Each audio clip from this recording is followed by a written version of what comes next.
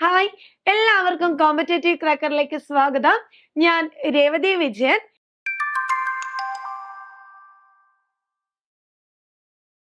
നമ്മൾ ഇതിനു മുമ്പ് കേട്ടിട്ട് 3യുടെ സിലബസും എന്താണ് പഠിക്കേണ്ടത്, എങ്ങനെയാണ് പഠിക്കേണ്ടത് എന്നൊക്കെ പറഞ്ഞൊരു വീഡിയോ ചെയ്തിട്ടുണ്ടായിരുന്നു അല്ലെ? കേട്ടറ്റിന്റെ നോട്ടിഫിക്കേഷൻ വന്ന കാര്യം എല്ലാവരും അറിഞ്ഞു. അതുപോലെ തന്നെ കേട്ടറ്റിന്റെ ലാസ്റ്റ് ഡേറ്റ് നീട്ടിയ കാര്യം നിങ്ങൾ അറിഞ്ഞിട്ടുണ്ടാവും. ഇനിയും അപേക്ഷിക്കാത്തവരുണ്ടെങ്കിൽ പെട്ടെന്ന് തന്നെ അപേക്ഷിച്ചുകൊള്ളാം. ലാസ്റ്റത്തെ ദിവസത്തിന് വേണ്ടി ആരും കാത്തു നിൽക്കരുത്. അതുപോലെ തന്നെ ഇനിയും പഠിച്ച് തുടങ്ങാത്തവരുണ്ടെങ്കിൽ സമയം കുറെ വൈകുന്നുണ്ട്. അപ്പൊ ആ ഒരു ബോധ്യത്തോടു കൂടി പെട്ടെന്ന് തന്നെ പഠിച്ച് തുടങ്ങിക്കോളൂ. കേട്ടറ്റ് എന്ന് പറയുന്നത് പണ്ടേത്തത് പോലെയല്ല അല്ലെ? പണ്ടൊക്കെ കുട്ടികൾ പഠിച്ചിറങ്ങിയ അപ്പൊ തന്നെ കേട്ടറ്റ് കിട്ടും. പക്ഷെ ഇപ്പം അങ്ങനെയല്ല. കഴിഞ്ഞ കേട്ടറ്റ് പരീക്ഷ വന്നപ്പോ റിസൾട്ട് വളരെ കുറവായിരുന്നു. അപ്പൊ നമ്മൾ എന്ത് വേണം? നന്നായിട്ട് പഠിക്കണം. വിഷയത്തെ കുറിച്ച് നല്ല ഒരു ധാരണ ഉണ്ടാകണം. അപ്പൊ 2024 കേട്ടറ്റ് പരീക്ഷയ്ക്ക് ചോദിച്ചിട്ടുള്ള കുറച്ച് ചോദ്യങ്ങളാണ് നമ്മൾ ഇന്ന് നോക്കുന്നത്. അതിനോടനുബന്ധിച്ചുള്ള കുറച്ച് കാര്യങ്ങളും ഇത് പഠിച്ചു കഴിയുമ്പോഴേക്കും നിങ്ങളുടെ മനസ്സിൽ ഒരു ധാരണ ഉണ്ടാവണം. എന്താണ് പഠിക്കേണ്ടത്, ഏതൊക്കെ ഭാഗങ്ങള് പഠിക്കണം എന്നുള്ളത്. ഓക്കെ, അപ്പൊ നമുക്ക് ആദ്യത്തെ ക്വസ്റ്റ്യൻ നോക്കാം. 2024 കേട്ടറ്റ് പരീക്ഷയുടെ ക്വസ്റ്റ്യൻ പേപ്പറിൽ ആദ്യത്തെ ചോദ്യം ഇതാണ്: വാമനന്റെ കാവ്യ സിദ്ധാന്തങ്ങളിൽ പ്രാമുഖ്യമുള്ളത് ഏത്? ഇതാണ് ആദ്യത്തെ ചോദ്യമായിട്ട് വരുന്നത്. നമ്മുടെ സിലബസ് നോക്കിക്കഴിഞ്ഞാല് ഇത്രയും ഡീറ്റെയിൽ ആയിട്ട് പറയുന്നുണ്ടോ? ഇല്ല. അപ്പൊ പലർക്കും ഉള്ള ഡൗട്ടാണ്, എന്തിനാണ് ഈ പാശ്ചാത്യ സാഹിത്യ സിദ്ധാന്തം, പൗരസ്ത്യ സാഹിത്യ സിദ്ധാന്തം ഒക്കെ ഇത്ര ഡീറ്റെയിൽ ആയിട്ട് പഠിക്കേണ്ട ആവശ്യമുണ്ടോ? അത്തരത്തിലുള്ള സംശയങ്ങൾ ഉണ്ടെങ്കിൽ ആ സംശയങ്ങൾ അങ്ങ് മാറ്റിയെടുത്തോ. ആ ഭാഗങ്ങളിൽ നിന്നെല്ലാം ചോദ്യങ്ങൾ വരും. മലയാള സാഹിത്യം പഠിക്കുന്ന വിദ്യാർത്ഥികള് ഉറപ്പായിട്ടും പഠിക്കേണ്ട ഭാഗം തന്നെയാണ് പാശ്ചാത്യം, പൗരസ്ത്യം, ഭാഷാശാസ്ത്രം, വ്യാകരണം, കവിത, കഥ, നോവല്, മറ്റ് സാഹിത്യ ജനസുകളെല്ലാം. അപ്പൊ ചുരുക്കം പറഞ്ഞു കഴിഞ്ഞാൽ ഇത്രയേ ഉള്ളൂ. മലയാളത്തിൽ നമ്മളെല്ലാം പഠിക്കണം. നെറ്റും സെറ്റും HS ഒക്കെ പഠിക്കുന്ന അതുപോലെ തന്നെ കേട്ടറ്റിനെയും നമ്മൾ എന്ത് ചെയ്യണം? പഠിക്കണം. ഓക്കെ, അപ്പൊ ഈ ചോദ്യത്തിന് ഉത്തരം നോക്കാം. വാമനന്റെ കാവ്യ സിദ്ധാന്തങ്ങളിൽ പ്രാമുഖ്യമുള്ളത് ഏത്? രീതി, രസം, വക്രോക്തി, ഔചിത്യം. ഇതെല്ലാവർക്കും അറിയുന്നതായിരിക്കും അല്ലെ? നമ്മുടെ ഡിഗ്രിയിലും PG ഒക്കെ പഠിക്കുന്ന സമയത്ത് ഇതും അതുപോലെ തന്നെ ഈ ഒരു ആശയങ്ങൾ മുന്നോട്ട് വെച്ച ആളുകളെയും കുറെ അലങ്കാര ഗ്രന്ഥങ്ങളെയും അതുപോലെ തന്നെ അത് എഴുതിയിട്ടുള്ളവരെയൊക്കെ നമ്മൾ പഠിച്ചിട്ടുണ്ട്. അപ്പൊ വാമനന്റെ കാവ്യ സിദ്ധാന്തങ്ങളിൽ പ്രാമുഖ്യമുള്ളത് ഏതിനാണ്? ഓപ്ഷൻ എ രീതിയാണ് അല്ലെ? ഓപ്ഷൻ എ രീതിക്കാണ് അതിനകത്ത് പ്രാമുഖ്യമുള്ളത്. അപ്പൊ രസം, വക്രോക്തി, ഔചിത്യം ഇതൊക്കെ ആരുടേതാണെന്ന് നമുക്ക് നോക്കണ്ടേ? അതോടൊപ്പം തന്നെ ഇവരുടെ അലങ്കാര ഗ്രന്ഥങ്ങളുണ്ട് അല്ലെങ്കിൽ അലങ്കാര ശാസ്ത്ര ഗ്രന്ഥങ്ങള് പഠിച്ചു വെച്ചോ. ആദ്യത്തേത് കാവ്യാലങ്കാര സൂത്രവൃത്തികൾ. കാവ്യാലങ്കാര സൂത്രവൃത്തികൾ എന്ന് പറയുന്ന അലങ്കാര ഗ്രന്ഥം എഴുതിയത് ആരാണ്? വാമനനാണ്. പഠിച്ചു വെക്കേണ്ടതാണ്. ഈ വാമനനും കുന്തകനും ക്ഷേമേന്ദ്രനും ഭാമകനും ദണ്ഡിയും അതുപോലെ മമ്മടൻ, വിശ്വനാഥൻ, ക്ഷേമേന്ദ്രൻ, ജഗന്നാഥ പണ്ഡിതൻ ഇവരൊക്കെ നമ്മൾ പഠിച്ചിട്ടുള്ളവരാണ്. വളരെ വളരെ ഫേമസ് ആയിട്ടുള്ള പൗരസ്ത്യ സാഹിത്യ സൈദ്ധാന്തികരാണ് എന്ന് നമുക്ക് അറിയാം. ഇവര് കൂടാതെ ഒരുപാട് പേരുണ്ട് അല്ലെ? പിന്നെ അതുപോലെ തന്നെ ഒരുപാട് വാദങ്ങള്, അനുമതിവാദം, ഭുക്തിവാദം ഇതൊക്കെ നമ്മൾ നോക്കി പോകേണ്ട ഒരു ഏരിയ തന്നെയാണ് കേട്ടോ. അപ്പൊ ഇവിടെ നോക്കാം. കാവ്യാലങ്കാര സൂത്രവൃത്തികൾ വാമനന്റേതാണ്. വക്രോക്തി ജീവിതം ആരുടേതാ? കുന്തകനാണ് അല്ലെ? വക്രോക്തി ജീവിതം കുന്തകനാണ്. ഔചിത്യ വിചാര ചർച്ച ക്ഷേമേന്ദ്രനാണ്. കാവ്യാലങ്കാരം ഭാമകനാണ്. കാവ്യാദർശനം ദണ്ഡിയാണ്. കാവ്യപ്രകാശം മമ്മടനാണ്. അതുപോലെ സാഹിത്യ ദർപ്പണം വിശ്വനാഥന്റെയും രസഗംഗാധരം ജഗന്നാഥ പണ്ഡിതനുമാണ്. അപ്പൊ ഈ അലങ്കാര ശാസ്ത്ര ഗ്രന്ഥങ്ങളും അത് രചിച്ചിട്ടുള്ള ഈ സൈദ്ധാന്തികന്മാരെയും നിങ്ങൾ ഒരു കാരണവശാലും മറന്നു പോകരുത്. കേട്ടിട്ട് 3യുടെ ഫസ്റ്റ് ക്വസ്റ്റ്യൻ ആണ്. അതുപോലെ തന്നെ മുൻവർഷ ചോദ്യങ്ങളിലും നമുക്ക് ഈ ഒരു ഭാഗം കാണാൻ സാധിക്കും. അപ്പൊ ഉത്തരം കിട്ടിയല്ലോ. രീതി എന്ന് പറയുന്നത് വാമനന്റെ കാവ്യ സിദ്ധാന്തമാണ് അല്ലെ. അടുത്തത് രസം. രസത്തെ കുറിച്ച് നമ്മൾ കൂടുതലായി കേട്ടിരിക്കുന്നത് എവിടെയാണ്? ഭരതമുനിയുടെ നാട്യശാസ്ത്രത്തിലാണ് അല്ലെ. ഭരതമുനിയാണ് രസത്തെ കുറിച്ച് കൂടുതലായും പറഞ്ഞിരിക്കുന്നത്. പിന്നെ വക്രോക്തി ജീവിതം. വക്രോക്തി ആരാ? കുന്തകനാണ് അല്ലെ. ഇപ്പൊ രസം ഭരതമുനിയാണ്, വക്രോക്തി കുന്തകനാണ്. കുന്തകൻ കുന്തകനാണ്. അതുപോലെ ഔചിത്യമാണെങ്കിൽ അത് ക്ഷേമേന്ദ്രനാണ്. ഔചിത്യം ക്ഷേമേന്ദ്രനാണ്. അപ്പോ ഈ ഒരു ചോദ്യവും ഇതിനോടനുബന്ധിച്ചുള്ള കാവ്യാലങ്കാര ശാസ്ത്ര ഗ്രന്ഥങ്ങളും അതിന്റെ രചയിതാക്കളെയും കൃത്യമായി തന്നെ പഠിച്ചു വെക്കാം. അടുത്ത ക്വസ്റ്റ്യൻ വ്യാകരണവുമായി ബന്ധപ്പെട്ട് നിൽക്കുന്ന ഒരു ചോദ്യമാണ് അല്ലെ. പ്രായോഗിക വ്യാകരണമായിട്ട് നമ്മുടെ കേട്ടിട്ട് 1 ആണെങ്കിലും 2 ആണെങ്കിലും 3 ആണെങ്കിലും അല്ലെങ്കിൽ 3 തന്നെ സെക്കൻഡ് പേപ്പർ മലയാളത്തിലും ഈ ഭാഗത്തുനിന്ന് ചോദ്യങ്ങൾ വരാറുണ്ട്. ഏതാണിത്? അഴക് എന്ന പദം ഏത് വിഭാഗത്തിൽ പെടുന്നു? ഗുണനാമം, ദ്രവ്യനാമം, സർവനാമം, ക്രിയാനാമം. നമുക്ക് വളരെ പരിചിതമുള്ള എളുപ്പത്തിൽ മാർക്ക് വാങ്ങാൻ പറ്റുന്ന ഒരു ഏരിയ തന്നെയാണ് അല്ലെ. നാമവുമായിട്ട് ബന്ധപ്പെട്ട് വരുന്ന ഒരു ചോദ്യമാണ്.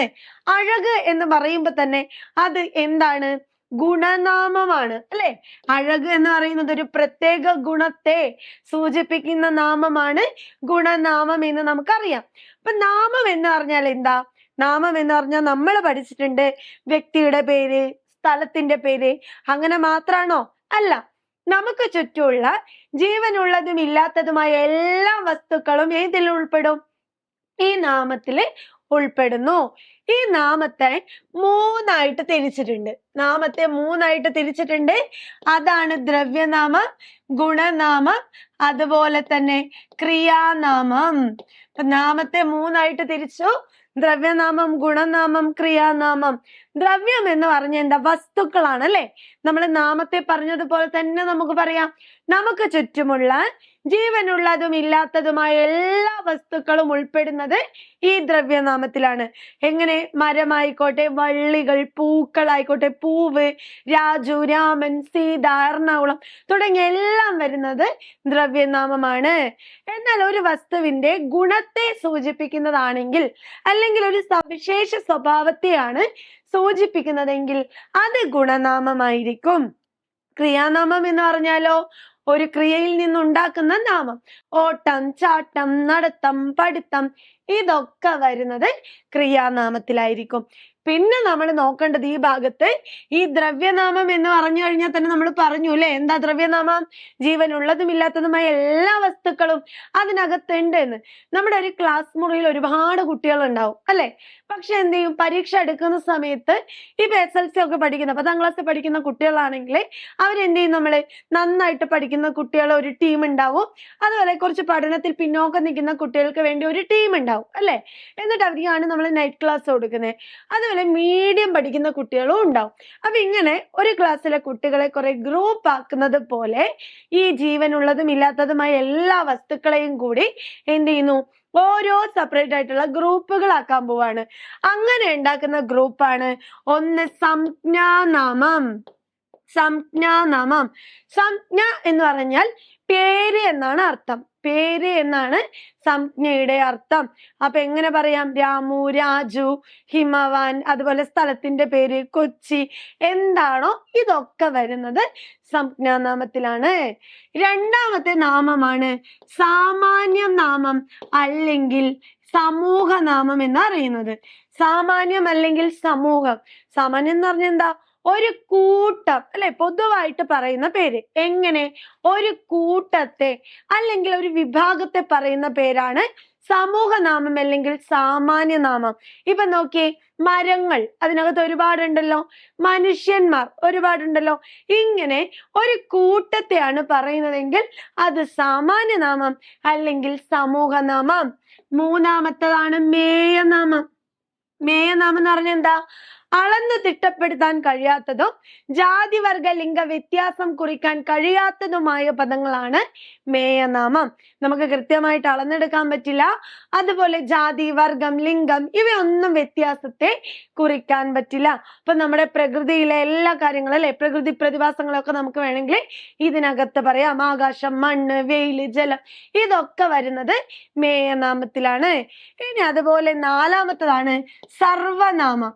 സർവനാമം എന്ന് പറഞ്ഞാൽ എന്താ? നാമങ്ങൾക്ക് പകരം ഉപയോഗിക്കുന്ന നാമമാണ് സർവനാമം.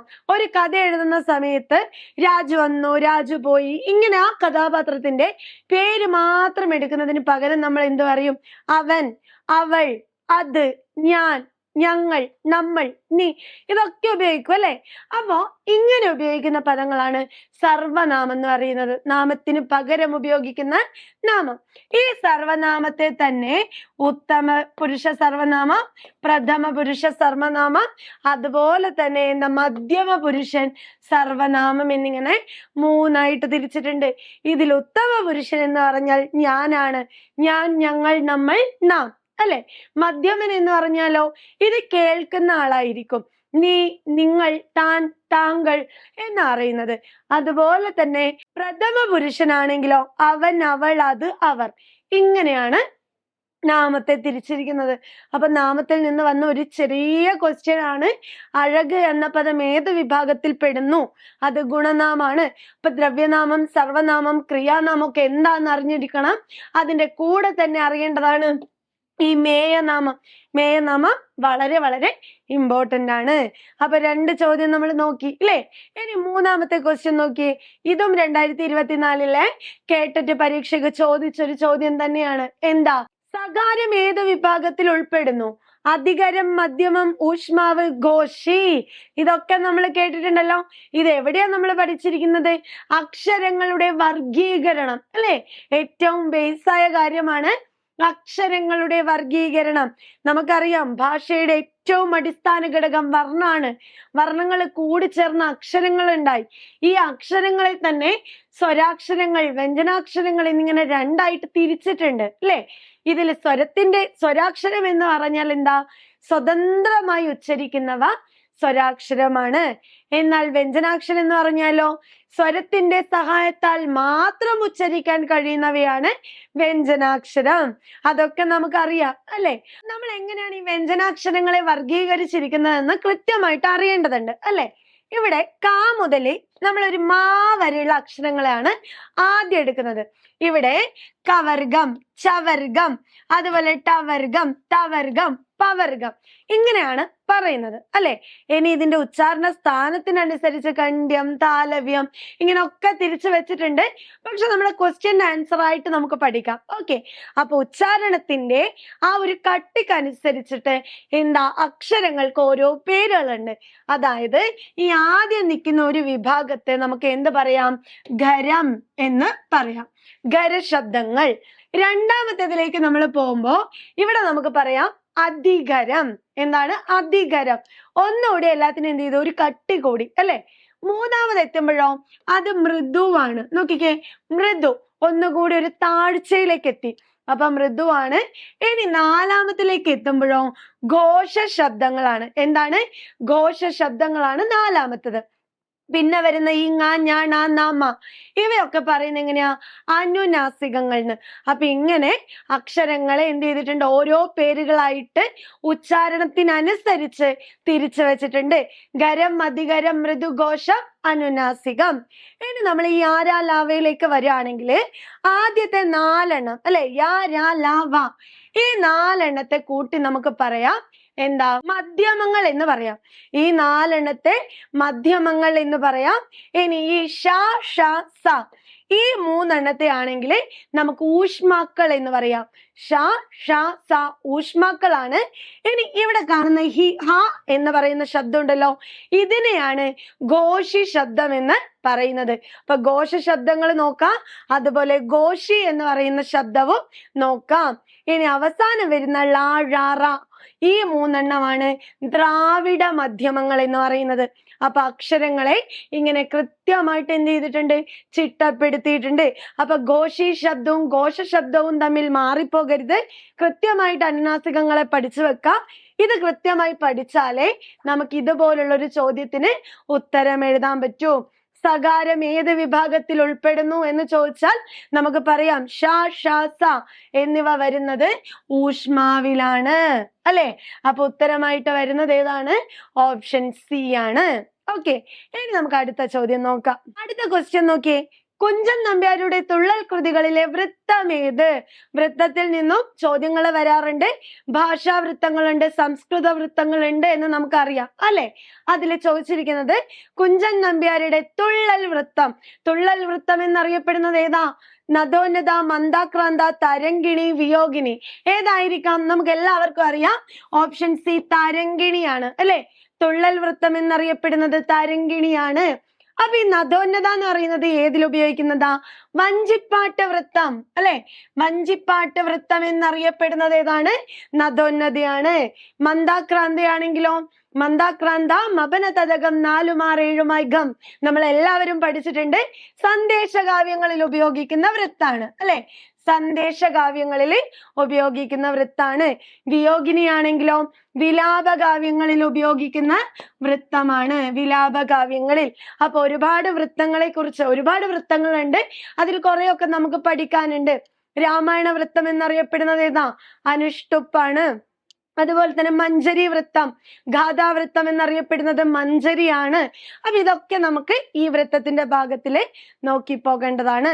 അപ്പൊ ഇത്രയും നേരം നമ്മൾ നോക്കിയത് കഴിഞ്ഞ കേട്ടിട്ട് പരീക്ഷയുടെ ക്വസ്റ്റ്യൻസ് ആയിരുന്നു. അപ്പൊ ഇതുവരെ പഠിച്ചു തുടങ്ങാത്തവരുണ്ടെങ്കിൽ, ഇനിയും നിങ്ങൾക്ക് പഠനത്തിൽ ഒരുപാട് ഡൗട്ട് ഉണ്ടെങ്കിൽ നിങ്ങൾക്ക് ധൈര്യമായിട്ട് CCയെ സമീപിക്കാം. നമ്മൾ ഒന്നിന്ന് തന്നെ തുടങ്ങും. ജനുവരി 18, 19 നമ്മുടെ കേട്ടിട്ട് പരീക്ഷയുടെ ഡേറ്റ് വന്നിട്ടുണ്ട്. അപ്പൊ വളരെ ചുരുങ്ങിയ സമയം മാത്രമേ നമ്മുടെ മുമ്പിലുള്ളൂ. ആ സമയത്തെ മാക്സിമം വിനിയോഗിച്ചുകൊണ്ട് തന്നെ ഇത്തവണത്തെ കേട്ടിട്ട് നമുക്ക് കിട്ടണം. അതിനുവേണ്ടി നിങ്ങളെ സഹായിക്കാൻ കോമ്പറ്റേറ്റീവ് ക്രാക്കർ ഇവിടെയുണ്ട്. കാറ്റഗറി 1, 2, 3, 4 ഈ കോഴ്സുകളൊക്കെ ഇവിടെ ലഭ്യമാണ്. അതുപോലെ തന്നെ വിദഗ്ധരായിട്ടുള്ള അധ്യാപകരും ഒരു മെന്റർ സപ്പോർട്ടും വീക്കിലി എക്സാമും ഒക്കെ ഇവിടെ ഉണ്ട്. അപ്പൊ എല്ലാരും പെട്ടെന്ന് തന്നെ ജോയിൻ ചെയ്യാം. ഇവിടെ നിന്ന് തന്നെ നമുക്ക് പഠിച്ചു തുടങ്ങാം. ഇനി നമുക്ക് അടുത്ത ക്വസ്റ്റ്യൻ നോക്കാം. KC നാരായണൻ രചിച്ച മഹാഭാരത പഠന ഗ്രന്ഥം ഏത്? ഇങ്ങനെ ഒരു ക്വസ്റ്റ്യൻ വന്നു കഴിഞ്ഞാല് നമുക്ക് അറിയുന്ന എന്തെങ്കിലുമൊക്കെ ഉണ്ടാവും, അല്ലെ? ഇതിൽ 2 എണ്ണം നമുക്ക് വളരെ പരിചയമാണ്. ഏതാ? ഒന്ന് ഭാരത പര്യടനം, അതുപോലെ ഭാരതമാല. ഇത് രണ്ടും നമ്മൾ നന്നായിട്ട് കേട്ടിട്ടുള്ളതാണ്, അല്ലെ? ഭാരത പര്യടനം എന്ന് പറയുന്നത് ആരുടേതാ? കുട്ടിക്കൃഷ്ണന്മാരാരുടേതാണ്. കുട്ടിക്കൃഷ്ണന്മാരാരുടെ ഭാരത പര്യടനം നമുക്കറിയാം. ഇനി അടുത്തത് ഭാരതമാല. ഭാരതമാലയും നമുക്കറിയാലോ, നിരണത്ത് ശങ്കരപ്പണിക്കരുടെ, അല്ലെ? കണ്ണശക്കവികളില് പ്രമുഖനായിട്ടുള്ള ശങ്കരപ്പണിക്കരുടെ കൃതിയാണ് ഭാരതമാല എന്നും പറയുന്നത്, അല്ലെ? ഭാരതമാല ശങ്കരപ്പണിക്കരുടേതാണ്. പിന്നെ വരുന്ന 2 എണ്ണം ഉണ്ട്, അല്ലെ? മഹാഭാരതം ഒരു സ്വതന്ത്ര സോഫ്റ്റ്വെയറും ഉണ്ട്, മഹാഭാരതം സാംസ്കാരിക ചരിത്രവും ഉണ്ട്. ഇതിനകത്തെ മഹാഭാരതം സാംസ്കാരിക ചരിത്രം ആരുടെ കൃതിയാണെന്നറിയോ? സുനിൽ പി ഇളയിടത്തിന്റെ കൃതിയാണ്. സുനിൽ പി ഇളയിടത്തിന്റെ കൃതിയാണ്. അപ്പൊ KC നാരായണൻ രചിച്ച മഹാഭാരത ഗ്രന്ഥം ഏതാ? മഹാഭാരതം ഒരു സ്വതന്ത്ര സോഫ്റ്റ്വെയർ ആണ്. അപ്പൊ 3 എണ്ണം പ്രത്യേകം ശ്രദ്ധിക്കാം. മഹാഭാരതം ഒരു സ്വതന്ത്ര സോഫ്റ്റ്വെയർ എന്ന പേരിൽ പഠന ഗ്രന്ഥം എഴുതിയത് ആരാണ്? അത് KC നാരായണനാണ്. അതുപോലെ തന്നെ സുനിൽ പി ഇളയുടെ എഴുതിയിട്ടുണ്ട് മഹാഭാരതം സാംസ്കാരിക ചരിത്രം. പിന്നെ ഭാരതമാല നിരണം കവികളിൽ പ്രസിദ്ധനായിട്ടുള്ള ശങ്കരപ്പണിക്കരുടേതാണ്. അതുപോലെ ഭാരത പര്യടനം കുട്ടിക്കൃഷ്ണന്മാരാരുടേതാണ്.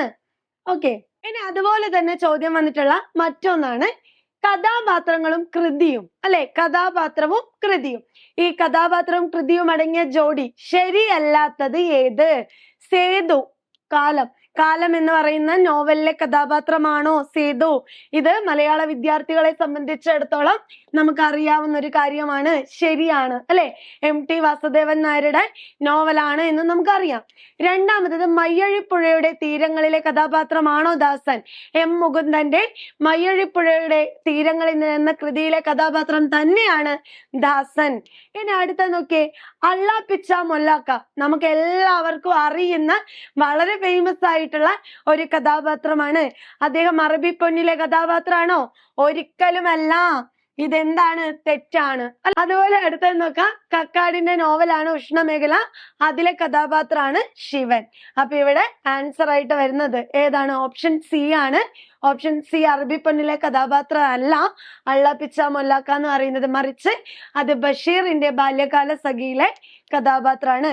അപ്പൊ നമുക്കറിയാം സേതു എന്ന് പറയുന്നത് കാലം അല്ലെ, MT വാസുദേവൻ നായരുടെ കാലത്തിലെ കാലം എന്ന് പറയുന്ന നോവലിലെ കഥാപാത്രമാണ്. അതുപോലെ മയ്യഴിപ്പുഴയുടെ തീരങ്ങളിൽ M മുകുന്ദന്റെ നോവലിലെ കഥാപാത്രമാണ് ദാസൻ. പിന്നെ ശിവൻ ഉഷ്ണമേഖലയിലേതാണ്. ഓക്കെ, ഇനി അടുത്ത ക്വസ്റ്റ്യൻ നമുക്ക് നോക്കാം. ഈ ക്വസ്റ്റ്യൻ നമ്മുടെ ബോധന ശാസ്ത്രവുമായി ബന്ധപ്പെട്ട് നിൽക്കുന്ന ഒരു ചോദ്യമാണ് കേട്ടോ.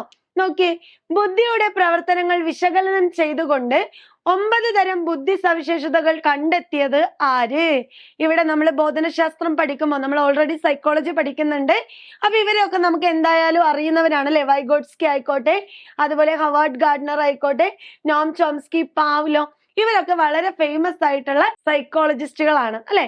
അപ്പൊ ഇതിൽ ആരുടെ തിയറിയാ ബുദ്ധി എന്ന് പറയുന്നത്? ആര് പറഞ്ഞേക്കുന്നത് ഇതില്? ഹവാർഡ് ഗാർഡനർ തന്നെയാണ് അല്ലെ. 9 തരത്തിലുള്ള ബുദ്ധിശക്തി. നമ്മുടെ മുമ്പിലിരിക്കുന്ന കുട്ടികള് എല്ലാവർക്കും ബുദ്ധിയുണ്ട്. പഠനത്തിൽ പുറകോട്ടാണെന്ന് കരുതി അവർക്ക് ബുദ്ധി ഇല്ല എന്ന് പറയാൻ പറ്റുമോ? ഇല്ല. നമ്മുടെ മുമ്പിലിരിക്കുന്ന കുട്ടികൾക്ക് പാട്ട് പാടാനുള്ള കഴിവുണ്ട്, ചില കുട്ടികൾക്ക് ഡാൻസ് കളിക്കാനുള്ള കഴിവുണ്ട്, സ്പോർട്സിനുള്ള കഴിവുണ്ട്, മറ്റൊരാളെ മനസ്സിലാക്കാനുള്ള കഴിവുണ്ട്, മാത്തമാറ്റിക്കൽ ആയിട്ടുള്ള കഴിവുണ്ട്, ഭാഷ പ്രയോഗിക്കാനുള്ള കഴിവ്, സംസാരിക്കാനുള്ള കഴിവ്, പ്രകൃതി അറിയാനുള്ള കഴിവ്, ഇങ്ങനെ 9 തരത്തിലുള്ള ബുദ്ധിശക്തി കുട്ടികളിൽ ഉണ്ട് എന്ന് പറഞ്ഞു വെച്ചത് ആരാണ്? ഹവാർഡ് ഗാർഡനർ തന്നെയാണ്. അപ്പൊ ബാക്കി 3 പേരെയും നമുക്കറിയാം അല്ലെ. വൈഗോട്സ്കിയെ കുറിച്ച് പറയുമ്പോൾ നമുക്ക് എവിടെയാ? സോഷ്യൽ കൺസ്ട്രക്റ്റിവിസം, സാമൂഹ്യ ജ്ഞാന നിർമ്മിതിവാദം. കുട്ടികൾ അറിവ് നിർമ്മിക്കുന്നത് എങ്ങനെയാണ്? സമൂഹത്തിൽ നിന്നാണ്, ചുറ്റുപാടുകളിൽ നിന്നാണ് എന്നുള്ള ആശയം അവതരിപ്പിച്ചത് വൈഗോട്സ്കിയാണ്. എപ്പോഴും പരീക്ഷയ്ക്ക് ചോദിക്കുന്ന ഒരാളാണ് വൈഗോട്സ്കി. അതുപോലെ തന്നെ വൈഗോട്സ്കിയുടെ മറ്റ് തിയറികൾ കൂടി നമ്മൾ കൃത്യമായിട്ട് മനസ്സിലാക്കി വെക്കേണ്ടതുണ്ട്. ഏതൊക്കെയാണത്? ഒന്ന് സോണോ പ്രോക്സിമൽ ഡെവലപ്മെന്റ് ഉണ്ട് അല്ലെ, ZPD എന്ന് പറയുന്നത്. സമീപസ്ഥ വികാസ മണ്ഡലമുണ്ട്. പ്രതിക്രിയാധ്യാപനം അല്ലെങ്കിൽ റെസിപ്രോക്കൽ ടീച്ചിങ്, ഇത് നമുക്ക് പഠിക്കാനുണ്ട്. മൂന്നാമത്തേത് സ്കഫോൾഡിങ്, കൈത്താങ്, ഇതും നമുക്ക് പഠിക്കാനുണ്ട്. കോപ്പറേറ്റീവ് കൊളാബറേറ്റീവ് ലേണിംഗ് അല്ലെ. അപ്പൊ അടുത്തത് പാവ്ലോ ആണ് അല്ലെ. പാവ്ലോന്റെ തിയറി ഏതാണ്? ചോദക പ്രതികരണ സിദ്ധാന്താണ്. സ്റ്റിമുലസും റെസ്പോൺസും. ഇപ്പൊ ഒരു പട്ടിയെ വെച്ച് പരീക്ഷണം നടത്തിയത് നമ്മൾ പഠിച്ചിട്ടുണ്ട്. അപ്പൊ ഇവരൊക്കെ പ്രധാനപ്പെട്ട വ്യക്തികൾ തന്നെയാണ്. ഇതിന്റെ കൂടെ ജീൻ പിയാഷെ ആണെങ്കിലും ബ്രൂണർ ആണെങ്കിലും അതുപോലെ തന്നെ എറിക്സൺ ആണെങ്കിലും ഇവരൊക്കെ നമ്മൾ എന്ത് ചെയ്യണം?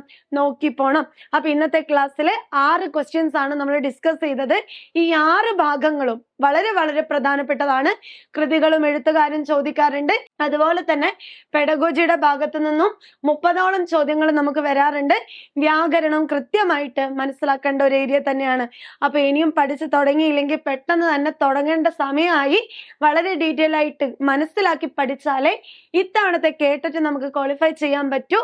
നേരത്തെ പറഞ്ഞതുപോലെ തന്നെ കഴിഞ്ഞ കേട്ടറ്റ് പരീക്ഷയുടെ വിജയശതമാനം വളരെ വളരെ കുറവായിരുന്നു. അപ്പൊ നമ്മൾ അതിനനുസരിച്ച് വേണം പ്രിപ്പയർ ചെയ്ത് മുന്നോട്ട് പോകാൻ. അപ്പൊ ഇനിയും നിങ്ങൾക്ക് എന്തെങ്കിലും സംശയങ്ങൾ ഉണ്ടെങ്കിലും അതുപോലെ തന്നെ ഇത്തവണത്തെ കേട്ടിട്ട് നമുക്ക് കിട്ടണം എന്ന് ഉറപ്പുണ്ടെങ്കിൽ നിങ്ങൾ നേരത്തെ പറഞ്ഞതുപോലെ പെട്ടെന്ന് തന്നെ കോമ്പറ്റേറ്റീവ് ക്രാക്കറിൽ ജോയിൻ ചെയ്യാം. അപ്പൊ അടുത്ത വീഡിയോ ആയിട്ട് നമുക്ക് അടുത്ത ക്ലാസ്സിൽ കാണാം.